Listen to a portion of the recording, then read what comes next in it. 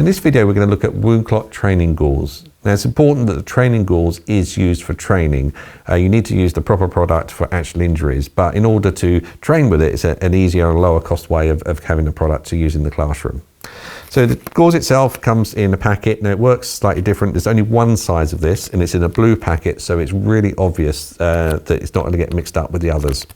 When you open it up, you've got the gauze, and it's just run through. It's not quite as tidy as the actual product, and it looks slightly different, but it works in the same way to actually demonstrate in the training circle.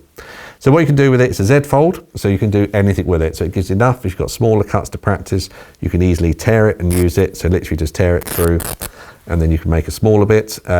Or if you want to, you can roll it up, or whatever you need to do for doing your lessons. If you're dealing with packing a wound, you can. You can also demonstrate packing using Z-fold gauze by just literally taking it in your hand and applying it straight directly into the wound.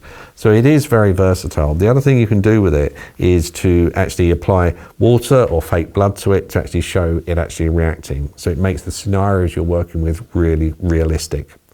So with WoundClot training gauze, keep it with your training equipment, not with your main first aid kit, just to avoid any possible chance of getting them mixed up.